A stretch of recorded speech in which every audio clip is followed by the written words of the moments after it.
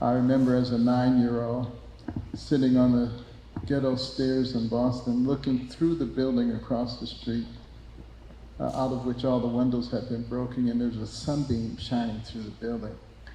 And it made me think about my future, because sunbeams make you think about hope. And I remember thinking that I would probably not live to be more than 25 or 20 years old, because that's what I saw. That's what my favorite cousins had been killed.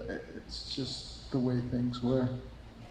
But, later on we were able to move back to Detroit again, still in a pretty awful location, but nevertheless my mother was independent at that time, and she worked 2 to 3 jobs at a time because she didn't like the idea of being on welfare and having somebody else control her life.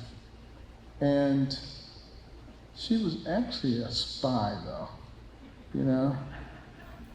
Her cover was domestic, but she was spying because she wanted to see why these people that she worked for were so successful. She was cleaning their houses and spying on them. And she came to the conclusion that they didn't watch a lot of television and they read a lot of books. So she came home and imposed that on me and my brother. And we were not happy campers, believe me. In today's world, we would have called social services on her. They would have taken it away.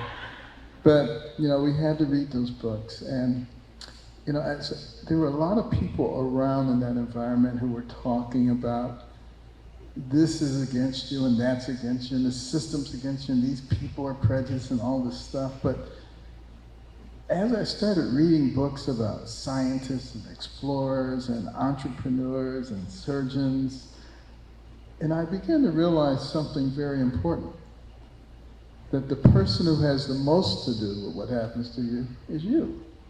It's not the environment, it's not somebody else. They may try to get in your way, but you don't have to allow that to be the case. And, I kind of put the whole victim mentality aside and, started focusing on my real goals, which were to become a doctor. And, a lot of my mother's friends criticized her severely. They said, you can't make boys stay in the house and read books. They'll grow up and they'll hate you. I used to overhear them and I would say, Mother, they're right. But it didn't matter, we still had to do it. But she had the last laugh because one son became a brain surgeon and the other became a rocket scientist. So she obviously knew what she was talking about. And one of the reasons that, I emphasize education so much is because you can be born in the worst ghetto or in the most remote farm in Appalachia, but if you get a good education, you write your own ticket. And that's why this whole concept of school choice and quality education is so vitally important. There are a lot of statistics that people don't know, like if you have a child reading at grade level by the 3rd grade, it changes completely the trajectory of their lives. And we have to really start putting emphasis where it needs to be because we only have 330 million people in this country. It sounds like a lot of folks, but it's a quarter of what India has. It's a quarter of what China has, and we have to compete with them in the future, which means we need to develop all of our people. Forget about all this stuff that some people are trying to dredge up, the hatred and the, if you're this color, this, and this color, that. What a bunch of crap all that stuff is. But some people need to stir up all of this stuff in order to gain power, because they don't have any power unless, you give it to them. And, we have so many more important things to target and to put our energy into. Thank you, Dr. Carson. I want to go back to a moment and something you were just talking about, and that is school choice. Because I grew up in an era of time whereby that it was segregated. Never went to an integrated school. Was bused most all of my life. And The oddity of it right now is that first they won't let us in, and now they won't let us out. Our kids are failing because they're not being given the educational opportunities they need to have. And so, with you being the head of HUD appointed by the president, and with him having the initiative of school choice, just how important do you think school choice is, and what role will it play in the future as far as America is concerned? Well, I can't speak of it as the head of HUD because this is a non-official event, and I don't want to violate the Hatch Act, okay? But I can speak about it from a wealth of life experience, the importance of school choice. And, spending so much time in Baltimore, 36 years in Baltimore, and seeing the failing school systems there, and you may remember the No Child Left Behind program. And basically, if schools were found to be inadequate and not preparing their students, they would take the students from that school and send them to a school that was able to adequately teach them. And there were a number of schools that failed in Baltimore, and those children were being redirected to other places, and the politicians gathered around those schools and saying, no, no, no, these are our schools. Basically consigning those students to failure. And some of you probably know the statistics in Baltimore now. It is horrendous, the failure rates and the lack of preparation. You're not doing anybody any favors, when you keep them in a situation where they're likely to fail. And that's why, this administration has put so much emphasis on school choice. I frankly find it incomprehensible that so many people in the political arena are against school choice. How can they be against school choice? How can they be against giving children the kind of education that will allow them to escape from dependency? And I've never heard anybody give an adequate explanation for that, but it is so important. Having said all that, I was in a pretty horrible system. The high school that I went to didn't have a very good track record when it came to academics, right? And that's putting it mildly. But I actually, by that time, after I got over my initial problems in high school, because, I started high school, tremendous, all A's, doing very well. And then in the 10th grade, I got caught up in the peer pressure stuff. And, you gotta wear these clothes. Back in those days, the shark skin, you turn this way, it's blue, and this way, it's green, that kind of stuff. Silly. And the stingy brim hats and the leather jacket and all this stuff. I got caught up in all that, and I wanted to be cool and stay out late playing basketball, and my grades plummeted. And, fortunately, my mother, she was just so disappointed. And, I really realized how much she sacrificed for me, and I put that stuff aside and I got back on the academic threshold. Plus there was a teacher, Miss Schoenberger, who said she would kill me if I kept doing that. So I just decided I'd better get back on the right track here. And, academically really began to excel at that point. But one of the reasons I was able to excel is because I talked to the various teachers. I would go back after class because most of the time they didn't get a chance to teach what they were going to teach because they spent the whole hour in disciplinary actions. So I would go back and I'd say, what were you planning to teach today? And, they always looked forward to me coming back. And I started working in the laboratory, in the biology lab. It was my first paid job, setting up the lab experiments, because they never got done, but at least I would know what they were supposed to show, and I would get the benefit of that. And then the chemistry teacher started having me set up their lab experiments, and then the physics teacher started having me sit up there. So I got all of that education. Plus I found out from the teachers and counselors what other things were available in Detroit.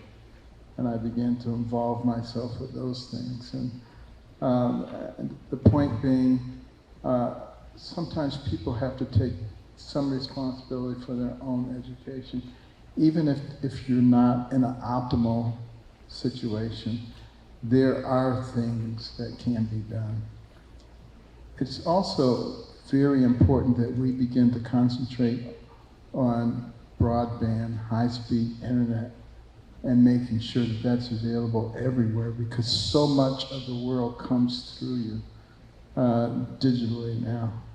And you're at a tremendous disadvantage if you don't have access to those kinds of things.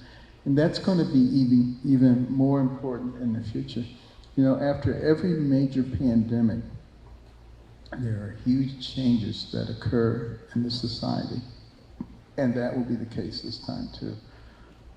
And there'll be a lot more use of technology and of Zoom conferencing and distal education and teleworking and all of these kinds of things to a much greater extent than anything we've seen before.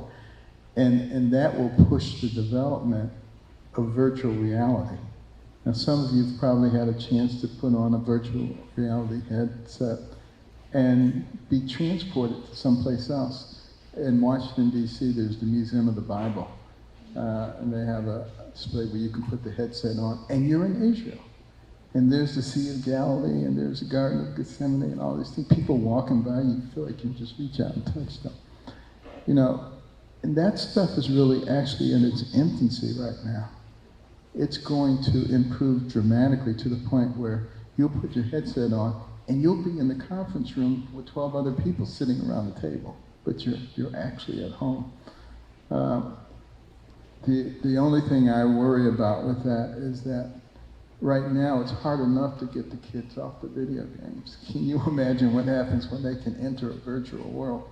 And we're going to have to be sophisticated and deal with that appropriately. In South Korea, you know, the kids wear a band on their hand that they can't take off, which limits the amount of time that they can spend on those games, because they've realized that, you know, that just sucks you right in. Dr. Carson, you initially touched on another subject I think is very important, and I would like for you to broach the subject of racism that's being promoted in this country. Everything is racist. And you and I both know that we live in an era of time that's nothing like it was back during slavery time or during the era of Jim Crow. How do you see this being used against people like us in this country to prevent us from advancing when they want to still call us victims and survivors and things like that? That's a very, very good and relevant question, because, you know, we do try to bring everything back to race. Every problem somehow, you know, is somebody else's fault. And you create a victim mentality. And when you create a bunch of victims, then they have to have somebody to blame. And so the other side of that coin is you've also created a lot of white guilt. It's a very bad combination. Black victimhood and white guilt. It leads to some ridiculous policies. And, you know, things like getting rid of the police, or, you know, just crazy stuff that if anybody who really put their thinking cap on would see that it didn't make any sense.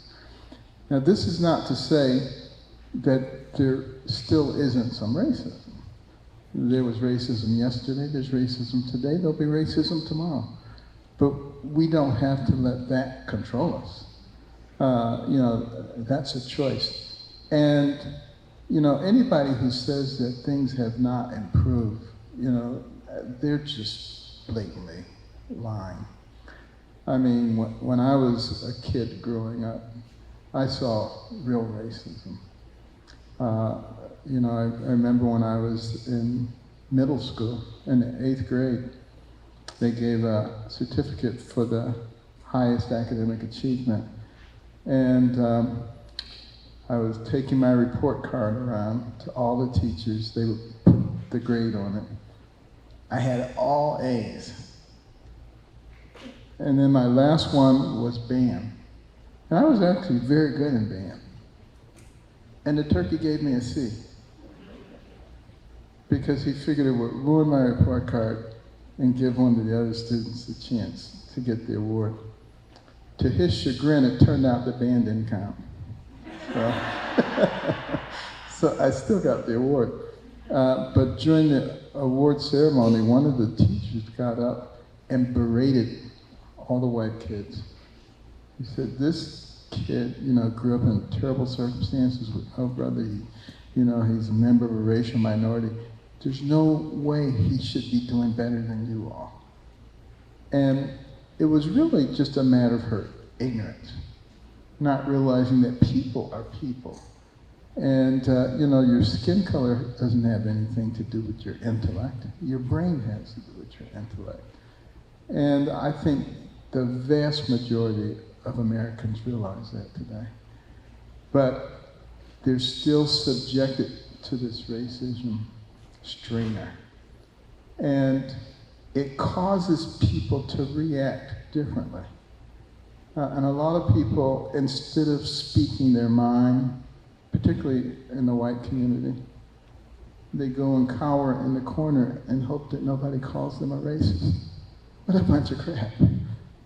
People need to speak out. All people need to speak out and not be intimidated. And as far as black people are concerned, you need to recognize that you're only a victim if you think you're a victim. You act like a victim. And, that certainly will limit where you go. People need to learn how to cooperate, work together, but I can guarantee you that if you expend significant energy developing your intellect, educating yourself, taking advantage of the things that exist, what you do is you make yourself valuable. And when you make yourself valuable, people need you. And when people need you, they pay you. And they respect you. And all of those things come along with that. I remember one summer I worked for the highway department in Michigan. And I was a supervisor for the highway cleanup crews. And, my crews were so good that the next summer I came back and all the supervisor positions were gone. The people who ran the program created another group of people for me to supervise because of the work that had been done. And that's what happens when you make yourself valuable. And that really doesn't matter what color you are, where you came from. It matters what you're able to do. Dr. Carson, we've seen with this administration that they have a different idea about how America should move forward from now. Understanding the free market solutions, the capitalistic system, versus all these other isms like communism and socialism. Tell us what you see with what the administration is doing with the business arena, and also with opportunity zones, and also with what the administration has done with HBCUs and how they are positioning the playing field where it's level, where everybody has the same opportunity. Right. Well, I think it's fascinating. I'm going to tie this into your previous question about racism. Everybody loves to say that the president is a racist. No matter what he does, it's because he's a racist. This is a man who got an award from Jesse Jackson in New York because he provided so many economic opportunities for black people. This is a man, when he moved to Palm Beach, was on the forefront of integrating the social clubs that were segregated, particularly for blacks and Jews. This is a man who created the Opportunity Zone program so that people would have an incentive to invest money in areas that were economically deprived. I mean, and people, complain and they said, but, rich people will make money. I tell you something, rich people are going to make money anyway. But if you can get them to invest in these areas where there's been no money invested, it makes a big difference. This is a man who's provided long-term funding for HBCUs, who advocates for school choice, who has created an environment with, before COVID came in, the lowest unemployment rates for blacks. Home ownership up from 41.7 to 46.3%. And that's the primary mechanism of wealth development. Black families increased income 7.9%. White families only 5.5%. So the income gap closing. So if he's a racist, he's the worst racist ever. He needs to go take some lessons. But those incredible things that I just enumerated, they belong to a philosophy that a rising tide lifts all boats. So you've seen those advantages not only in the African American community, but also in the Hispanic community, Asian American community, the white community, all communities. Everybody was doing better. And I think you're going to see a major rebound in the third quarter, which will be announced tomorrow. Things are moving despite this horrendous pandemic that's been going on. It gives you some idea how incredibly strong an economy had been built to be able to withstand 6 months of shutdown, and we're still functional, much to the chagrin of some who wanted everything to collapse. But it's not collapsing. And, the coronavirus, it will not be here forever. There are vaccines that are coming. And let me just take this opportunity to say, don't be afraid of the vaccines. They have to go through very rigorous trials. They go through phase 1, safety, and phase 2, efficacy, and phase 3, and they have to meet all the statistical requirements, and all the little boxes have to be checked. There's no way to shortcut the system. So to get a vaccine this quickly is nothing short of a miracle.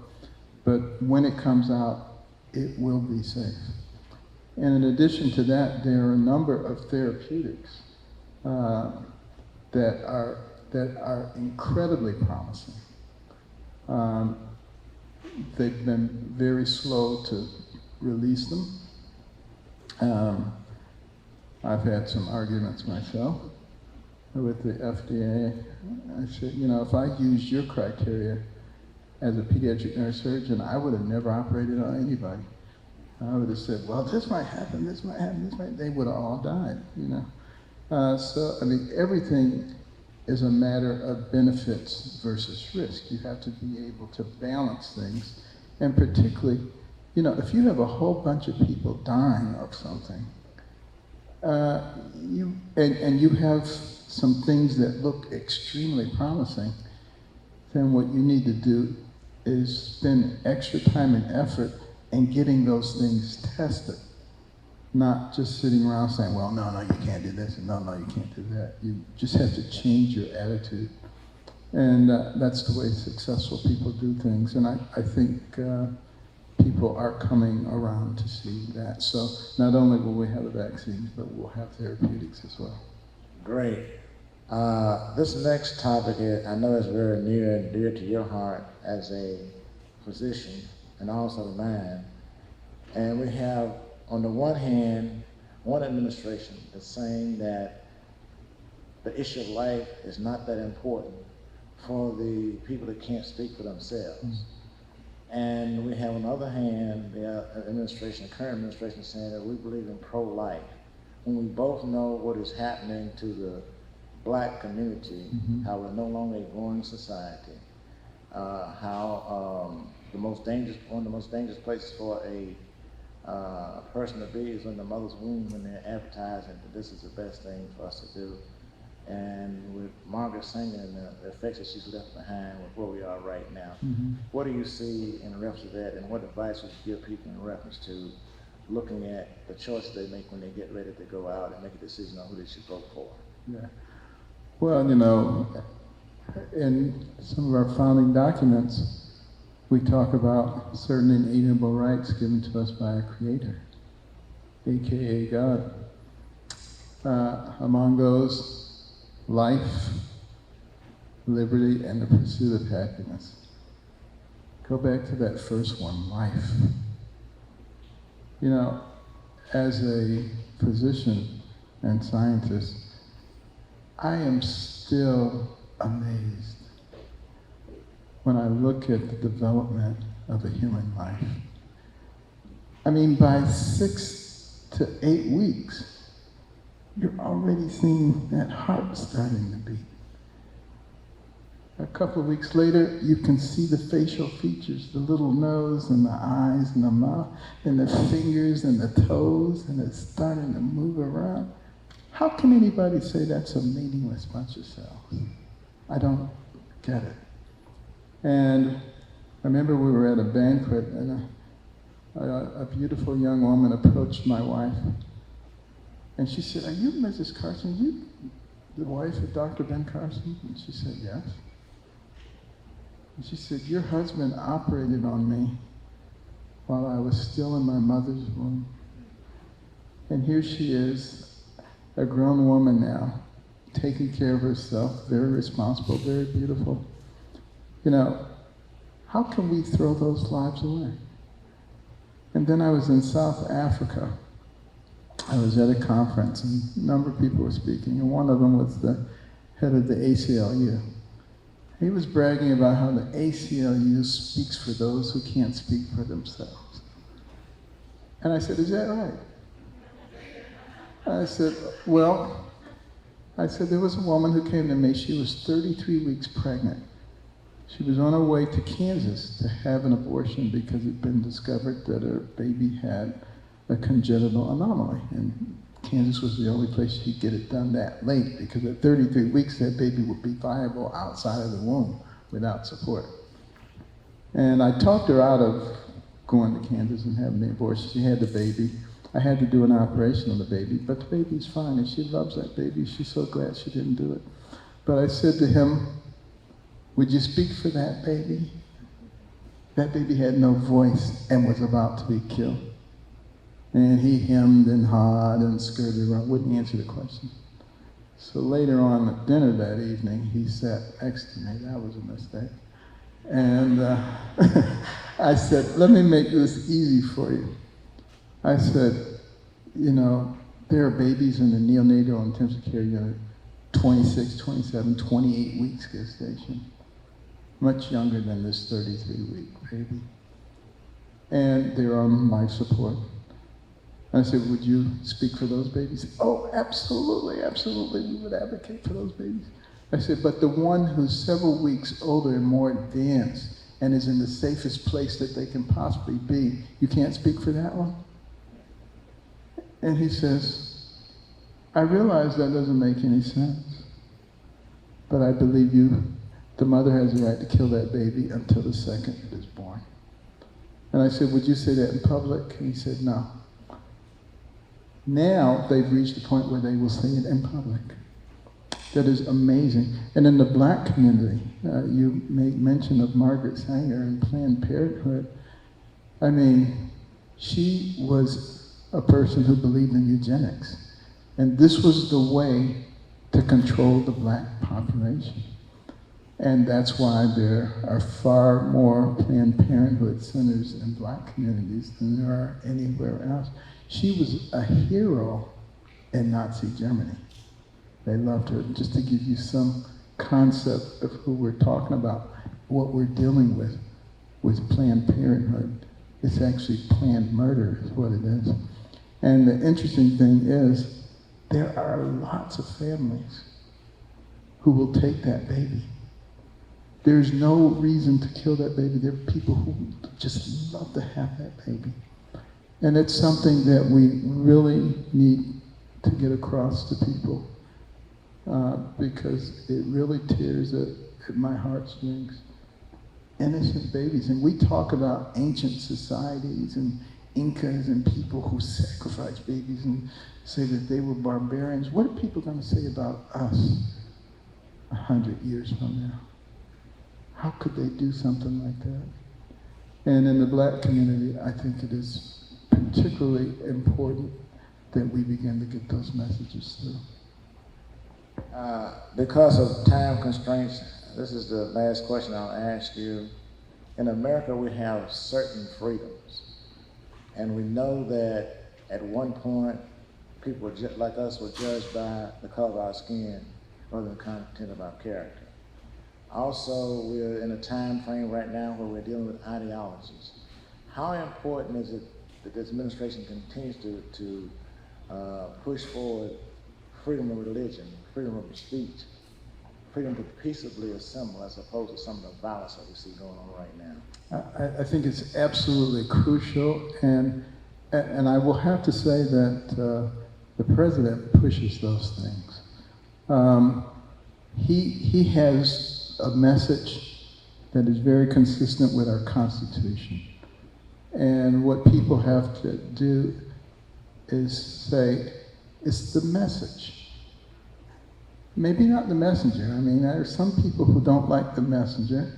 They say, he tweets too much and he does it. It's not about him. It's about the country.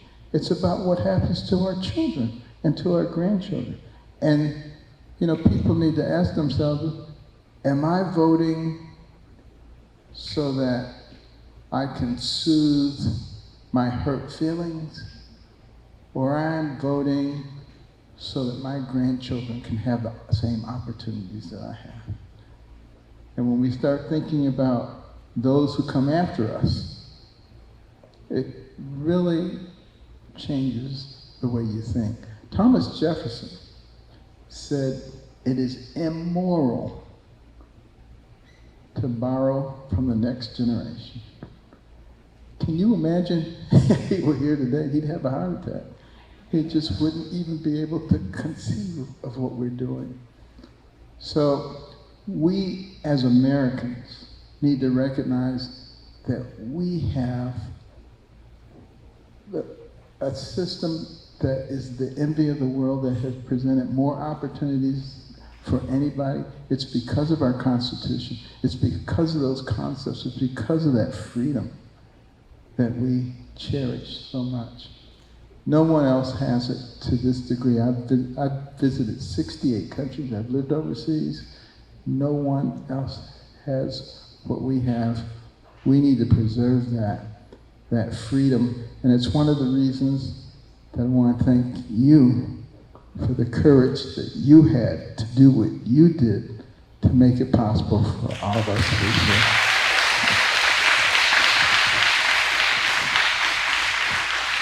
Dr. Carson, just before you leave, is there anything you would like to leave us with? We're so delighted to have had you here. It's such a pleasure. We've been trying for a long time. We finally were successful.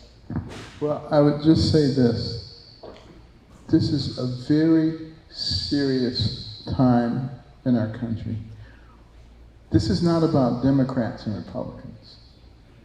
This is about people who believe in our system, who believe in our Constitution, and people who want to change this to something else. This is about people who believe that this is formed by the people, and those who believe that it's formed by the government. Those two philosophies lead to completely different places. So this is not the kind of election where it really doesn't matter if the Democrats or the Republicans win.